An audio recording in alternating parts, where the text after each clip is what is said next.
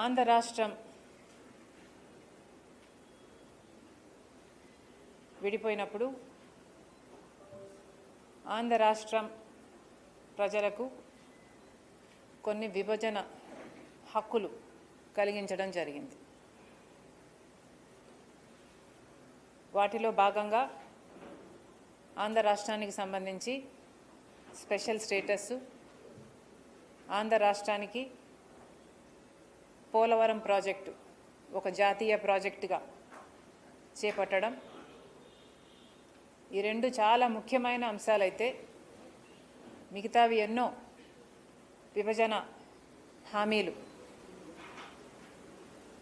ఉత్తరాంధ్ర రాయలసీమకు special economic packages అయితేనేమి, Vizag Chennai industrial corridor అయితేనేమి, రైల్వే జోన్ అయితేనేమి, దుగ్గపట్నం పోర్ట్ అయితేనేమి, కడప స్టీల్ ఫ్యాక్టరీ అయితేనేమి, వైజాగ్కి విజయవాడకి మెట్రో అయితేనేమి, ఇలాంటివి ఎన్నో కూడా ఆంధ్ర రాష్ట్ర ప్రజల హక్కు.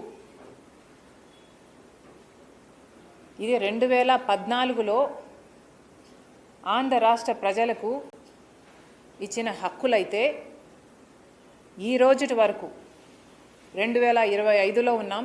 ఈ రోజుటి వరకు కూడా ఒక్కటంటే ఒక్కటి కూడా రాజధాని నిర్మాణంతో సహా ఒక్కటంటే ఒక్కటి కూడా ఆంధ్ర రాష్ట్ర ప్రజల చేతుల్లో పెట్టిన పాపాన పోలేదు. బీజేపీ ప్రభుత్వం 2014 నుంచి అధికారంలో ఉండి కూడా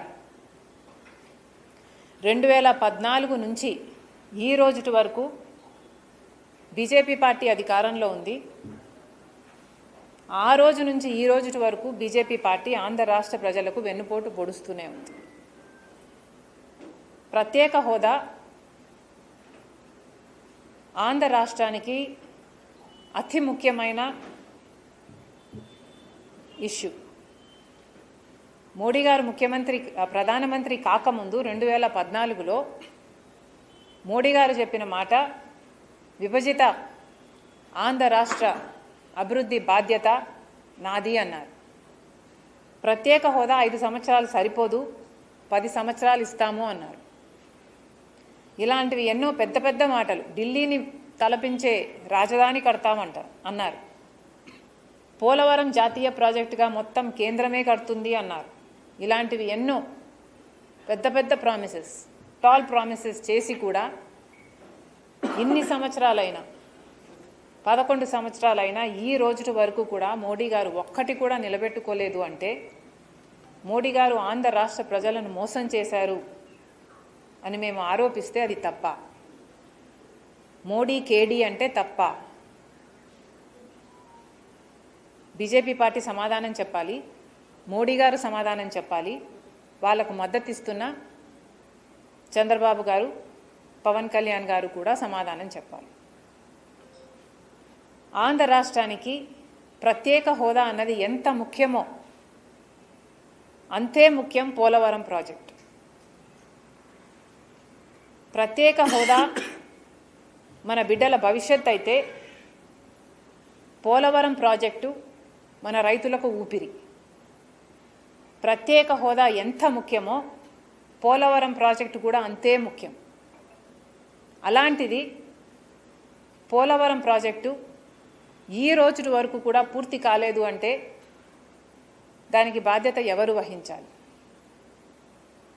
నిజానికి పోలవరం ప్రాజెక్టు రాజశేఖర్ రెడ్డి గారు తలపెట్టిన మహోన్నత ప్రాజెక్టు, రాజశేఖర్ రెడ్డి గారి ఆశయం. అసలు రాజశేఖర్ రెడ్డి గారు పట్టుపట్టి పోలవరం ప్రాజెక్టు కట్టాలి అని అంత గట్టిగా అనుకోకపోతే ఈరోజు పోలవరమే లేదు.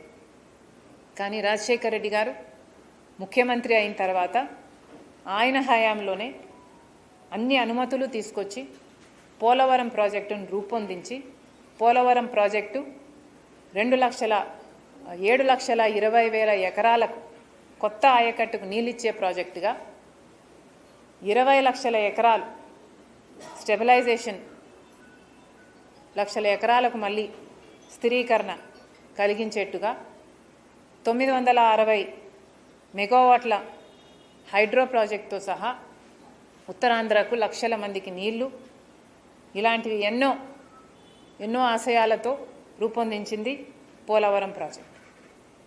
రాజశేఖర్ రెడ్డి గారు రూపొందించినప్పుడు ఈ ప్రాజెక్టు కాస్టు 10,150 కోట్ల రూపాయలు. ఆ రోజు ఉద్దేశం ఈ ప్రాజెక్టు 194 టీఎంసీలు నీళ్లు హోల్డ్ చేయగల ప్రాజెక్ట్ ఇది. ఈ ప్రాజెక్టు ఫుల్ స్టోరేజ్ కెపాసిటీ ఆ రోజుకి 45.7 మీటర్లు. ఈ ప్రాజెక్టుని ఇలా కడితేనే అది పోలవరం ప్రాజెక్టు. ఈ ప్రాజెక్టుని ఫుల్ స్టోరేజ్ కెపాసిటీలో కడితేనే ఇన్ని లక్షల ఎకరాలకు నీళ్ళు ఇస్తుంది. ఈ ప్రాజెక్టుని 194 టీఎంసీలు హోల్డ్ చేయగలిగిన ప్రాజెక్టుగా కడితేనే ఇంతమంది రైతులకి ఇది వరం అవుతుంది. ఆంధ్ర రాష్ట్రానికే ఇది వరం అవుతుంది. ఈ ప్రాజెక్టుని డిస్టార్ట్ చేసి హైటుని కుదించి ఆర్ స్టోరేజ్ కెపాసిటీని కుదించి వాటర్ హోల్డ్ చేసే కెపాసిటీని కుదిస్తే ఇది పోలవరం ప్రాజెక్టు కానే కాదు. ఇది ఆంధ్ర రాష్ట్రానికి ఒక వరం కానే కాదు. కానీ రాజశేఖర్ రెడ్డి గారు వెళ్ళిపోయిన తర్వాత ఈ ప్రాజెక్టు నిజంగానే అటకెక్కి.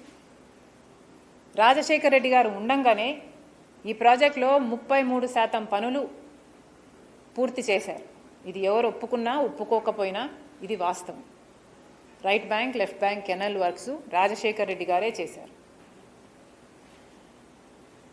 రాజశేఖర్ రెడ్డి గారు వెళ్ళిపోయిన తర్వాత అంత చిత్తశుద్ధితో ఈ ప్రాజెక్టు మీద ఎవరూ పని చేయలేదు.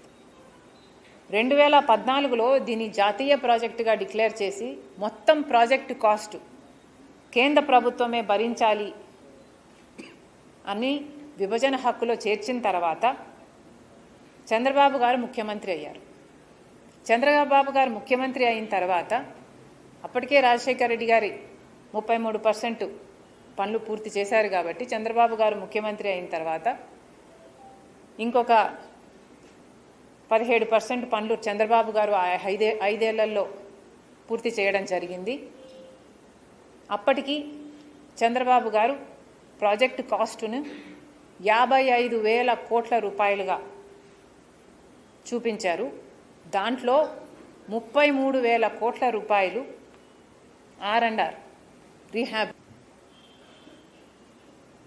ఈ లెక్కన దిగిపోయే టైంకి 50% పనులు పూర్తయ్యాయి.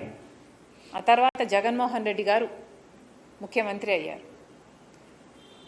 పోలవరం ప్రాజెక్టు రాజశేఖర్ రెడ్డి గారికి ఎంత ప్రియమో తెలిసి కూడా జగన్మోహన్ రెడ్డి గారు 5 సంవత్సరాలలో పోలవరం ప్రాజెక్టు కోసం తప్పించలేదు. ఒక పోలవరమే కాదు, రాజశేఖర్ రెడ్డి గారు మిగిలిచి వెళ్ళిన జలయజ్ఞం ప్రాజెక్టులలో కూడా జగన్మోహన్ రెడ్డి గారు అవన్నీ రాజశేఖర్ రెడ్డి గారి ప్రాజెక్టులని తెలిసి కూడా నవరత్నాలలో చేర్చి కూడా రాజశేఖర్ రెడ్డి గారి జలయజ్ఞం ప్రాజెక్టులన్నీ 6 నెలల్లో అధికారంలోకి వచ్చిన 6 నెలల్లో పూర్తి చేస్తానని చెప్పి కూడా జగన్మోహన్ రెడ్డి గారు 5 సంవత్సరాలు ముఖ్యమంత్రిగా ఉండి చేయలేదు. మరి ముఖ్యంగా పోలవరం అయితే రాజశేఖర్ రెడ్డి గారు 33%, ఆ తర్వాత చంద్రబాబు గారు 17% చేసిన తర్వాత జగన్మోహన్ రెడ్డి గారు దిగిపోయే టైంకి కేవలం 3% పనులు మాత్రమే చేశారు. ఇప్పుడు బీజేపీ ప్రభుత్వం ఆంధ్ర రాష్ట్ర ప్రజలను మళ్ళీ మభ్యపెట్టే ప్రయత్నం చేస్తోంది. చంద్రబాబు గారు 2014లో కూడా పొత్తు పెట్టుకున్నారు. ప్రత్యేక హోదా తెస్తాం, పోలవరం ప్రాజెక్టు కడతామని చెప్పారు. ఆ తర్వాత విభేదించారు. మళ్ళీ ఇప్పుడు పొత్తు పెట్టుకున్నారు. ఇక్కడ ఈయన అధికారంలో ఉండడమే కాకుండా వాళ్ళు అధికారంలో ఉండడానికి కూడా చంద్రబాబే కారణమయ్యారు. కానీ చంద్రబాబు గారు గమనించాల్సింది ఏమిటంటే రాత్రి పడిన గోతిలోనే మళ్ళీ పగలు కూడా పడ్డానికి చంద్రబాబు గారు సిద్ధమైనట్టుగా కనిపిస్తుంది. ముందు పొత్తు పెట్టుకున్నప్పుడు చంద్రబాబు గారు ప్రత్యేక హోదా తెస్తామని చెప్పారు, అందుకోసమే పొత్తు పెట్టుకుంటున్నానన్నాడు. కానీ అది జరగలేదు. ఇప్పుడు కూడా పోలవరం కడతానంటున్నాడు చంద్రబాబు గారు, బీజేపీ మద్దతు ఇస్తుందంటున్నారు. కానీ చంద్రబాబు గారు బీజేపీ కలిపి ఆంధ్ర రాష్ట్ర ప్రజలను మభ్యపెట్టే ప్రయత్నం చేస్తున్నారు.